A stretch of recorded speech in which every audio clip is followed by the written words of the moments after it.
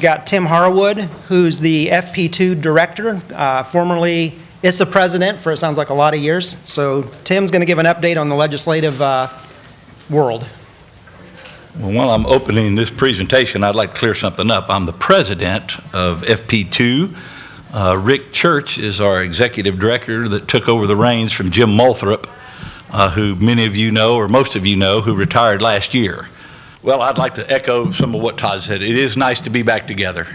Sitting in front of a computer doing Zoom meetings is fine, and it saves some miles on your vehicle, but this is much better to shake hands and bump elbows and have a drink with people and discuss what's going on in the industry.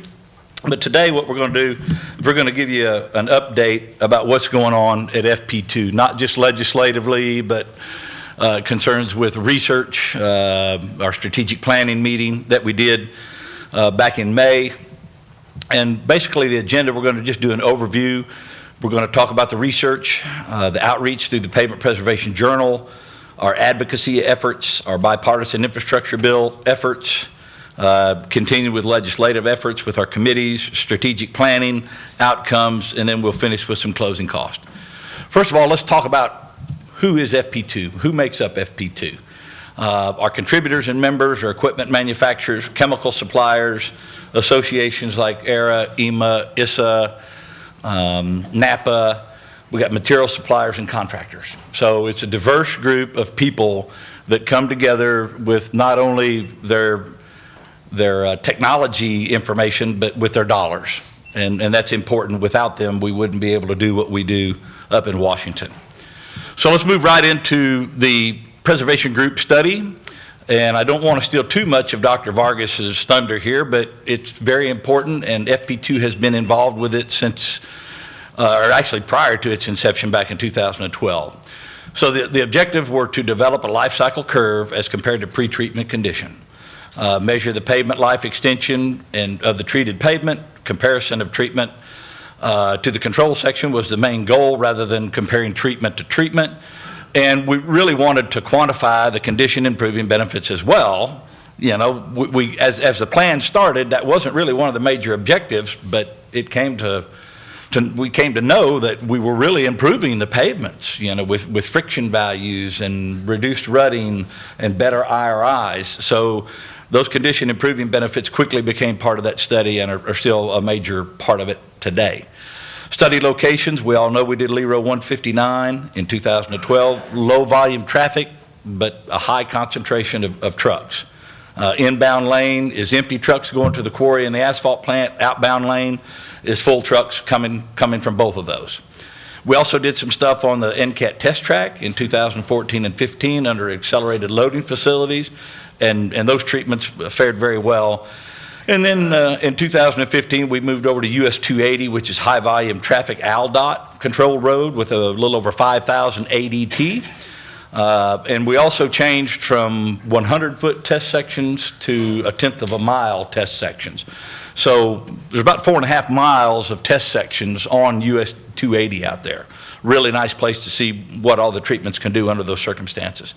And then in 2016, we went up and added a cold climate study and did some stuff on US 169, the same treatments that we did down south with just different materials from local sources up there. But it was interesting, we used the same crew that did all the work down in Alabama, same equipment, same personnel. So really there was some consistency in the applications there. And we also did a low volume road, which was CASA 8. Which was 750 ADT, and of course US 169 was about 4,500, so that's definitely high volume traffic. The treatments that were installed were crack seals, fog seals, chip seals, scrub seals, microsurfacing, thin lays, and a host of combination treatments. And as we're learning, and as many of us has known for a long time, when you combine treatments, you can handle higher levels of distress than what you can handle with these individual treatments by themselves. So they're, you know, combination treatments are the up-and-coming thing, in my opinion. This is just kind of a timeline that shows you what has taken place since 2012, which is when Lee Road started, but the planning actually started a good while before that, more than a year in advance. A lot of meetings, a lot of discussions about what treatments should be placed, how they should be placed, mixed designs, specifications, everything that came into the study. So the original study sponsors, there were 7 DOTs and industry. You can see them: Alabama, Mississippi, Missouri, North Carolina, Tennessee, South Carolina, Oklahoma, and FP2. And the original study duration was supposed to be 3 years. The study's going into its 11th year currently, and the report will be out in 2024. Dr. Vargas, tell me if I'm doing wrong here. I think the evaluation or data collection stops in late 2023, and the report comes out in 2024, which would be 12 years total for Lee Road 159. What's interesting is over the years, and I'm assuming most of this interest came from the end of the track cycles and things of that nature, we went from 7 DOTs to 22 state DOTs and FHWA that currently help sponsor this preservation group study. So there's a lot of interest in it, and it's moving along very nicely. Evaluation measures, there was cracking, rutting, IRI, GPRs, FWDs, moisture probes, macro texture, frictions, binder oxidation, and permeability. That's all the evaluation measures that they were using, the data that they were collecting. But typically speaking, there's only 3 of those items. The MAP 21 criteria is cracking, IRI, and rutting. So those are the things that get a lot of the discussion, is those 3 items. Dr. Vargas, I'm going to brag on her a little bit here. She has created some software that's interactive that you can use and create different scenarios for these different treatments. And you can go to ncat.us, click on pavement preservation, click on observed preservation, and there's just a wealth of information there about these treatments and how they're performing. I'm sure she's going to open up and talk a little bit more about that here later this morning. So, to kind of summarize, the FP2 and its contributors, we continue to fund the research through 2023 and helping any way we can with the final report in 2024. It's important to know that we're entering the 11th year since a treatment installation. All preservation treatments are outperforming the control section. That's a pretty simple thing. We can all expect that. And the data shows that performance far exceeds the survey data that has been used in models for years. You get these surveys in, you don't know who fills them out. They're saying our microsurfacing or our thin lays only last 4 to 6 years. There's no information on pre-treatment condition of those pavements. Well, we have all that information on these treatments and through this research. And those things can be implemented and put into pavement management systems to help the pavement preservation practitioners make better choices about how to preserve their pavements. Another thing that NCAT and MinRoads is doing, they're having findings and implementation web meetings. They've already had one on crack sealing back in July, or on July 26th. They've got another one on fog seals on October 4th. And then they're going to move into chip seals on December the 6th. These are open to anybody. And the more participation we have, the better results we're going to have, the better the report's going to be. So I encourage you to stay in touch. I'm sure many of you are on the mailing list with MinRoads and NCAT and probably get these emails. Sign up and come join us and give us your 2 cents on your thoughts on these treatments. Let's talk about communications. As many of you that have been past the booth out there, you see the Pavement Preservation Journal. Tom over here kind of mentioned it the other day. These are free to you guys, and it's a great magazine that is exclusively set up for pavement preservation. If you're not currently receiving this either electronically or on paper, go to the FP2 booth, put your name down, your email address, and we'll make sure that you get in there and start receiving this copy. Another thing of interest that you may find, another thing that you will find interesting is our 2023 editorial plan is going to be really hinging heavily on environmental sustainability and resiliency of pavement preservation. So we're going to be looking for projects that specifically have a lot of influence on the sustainability and greenhouse gas issues and things of that nature. So, we have 4 issues a year. If you have some projects in your backyard that can fit this criteria that you consider to be sustainable and resilient, please contact me, Tom, or anybody at FP2, and we'll make sure that your articles get in there. Who sees these articles? Well, right now on the print magazine, we have about 5,000 subscribers. And according to what I've seen out at the booth right now, we'll have 5,008 when we're done, because we've had 8 people sign up. The electronic version is about 3,100. So, we've got over 8,000 people that receive this information on a quarterly basis. And it's great information that covers all the preservation treatments that we represent. Okay, let's move over to advocacy. Obviously, advocacy is one of the 3 core principles that FP2 takes on, and we're going to continue to advocate for pavement preservation with local agencies and up on the Hill as well. We've developed a legislative language task force that helps develop our legislative proposals that we take with us when we go to the Hill. Ultimate goal is to increase awareness, knowledge, and deployment of pavement preservation more consistently around the country. And really the approach is to illustrate that preservation is a solution for global warming, cost savings, safety, life extension, and condition improving benefits. So it's not the magic bullet, but it helps in a great way. So just some of the information that's come out of the Legislative Language Task Force, and I added this because I know no presentation is complete without a graph. So we have it here. On the left you see a markup of a 45-year plan that can be done through either pavement preservation or a rehabilitative type approach. And as it relates to greenhouse gas emissions, if you look at the rehabilitation measure, you're looking at 808,192 pounds of greenhouse gas per mile, okay, over a 45-year period of time.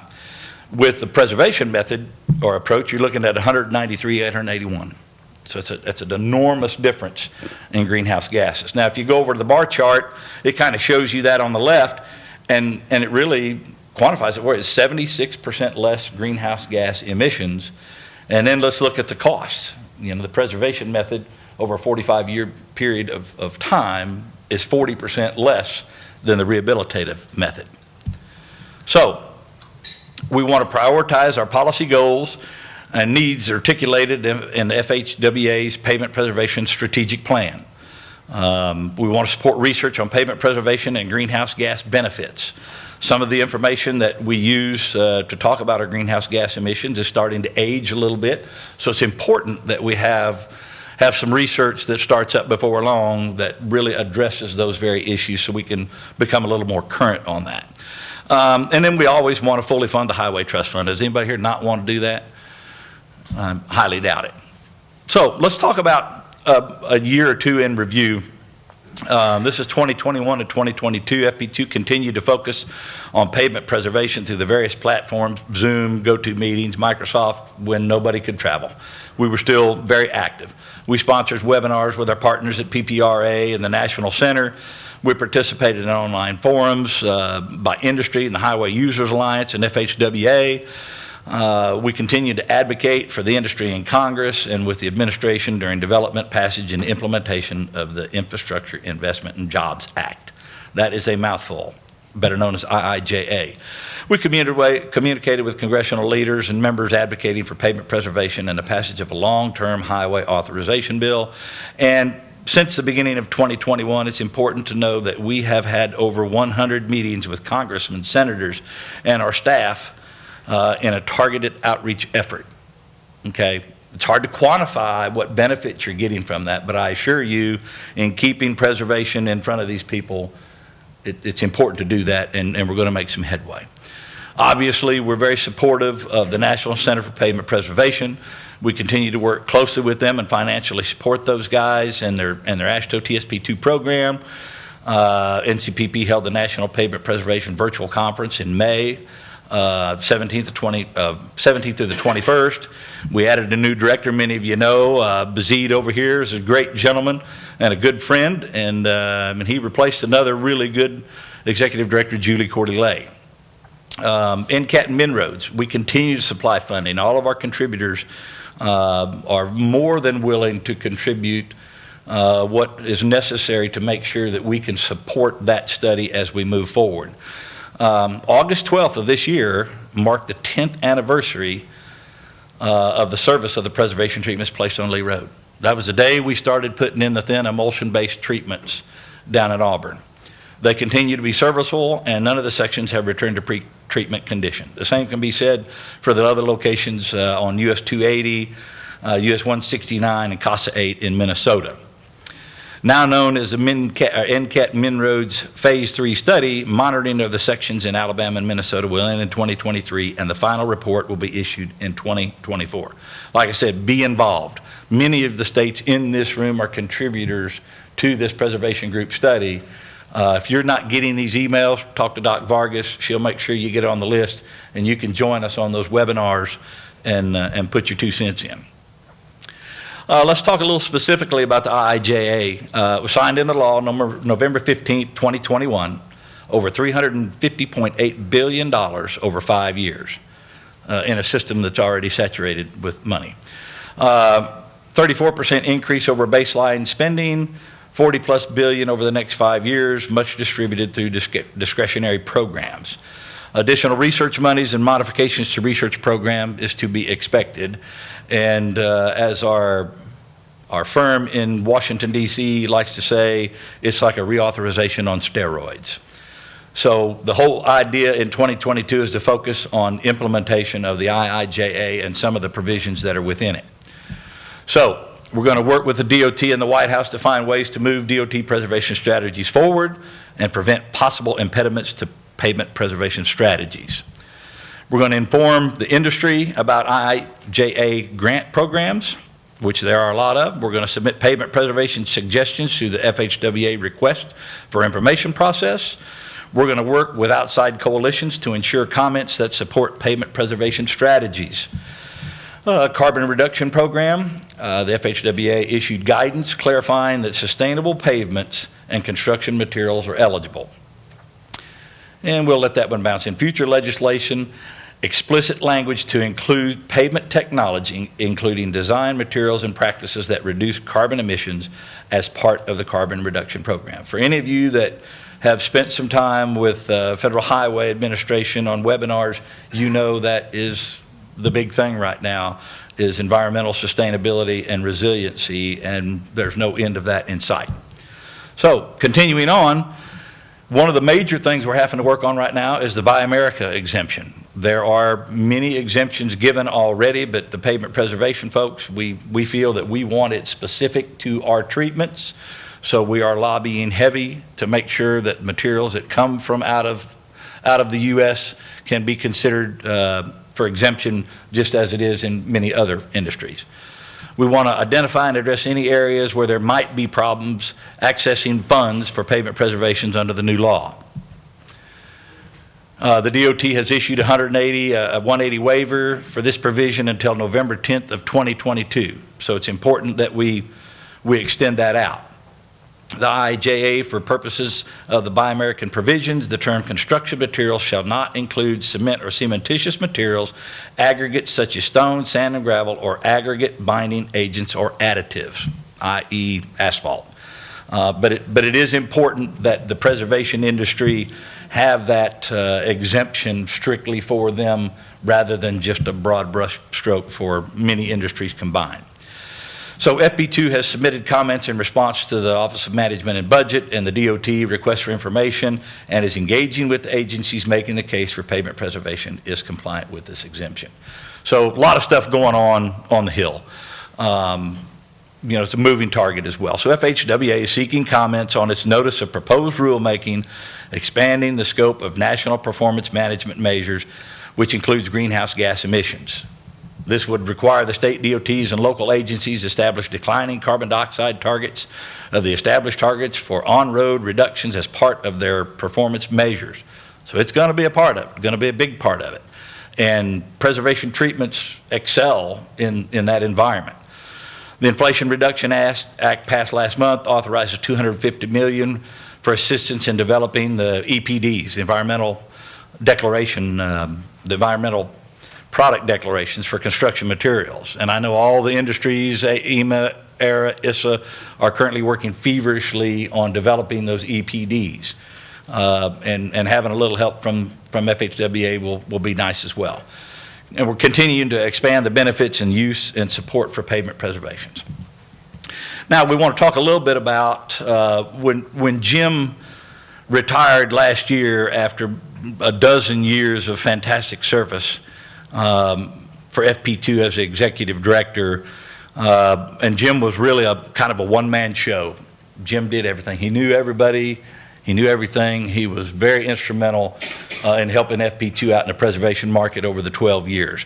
So we knew the board was going to have to become much more active as we move forward without Jim. So we had hired a new executive director, Rick Church, and we decided we'd have a strategic planning meeting and put in place some goals within the board members and contributors to make this thing continue down this path that we're going.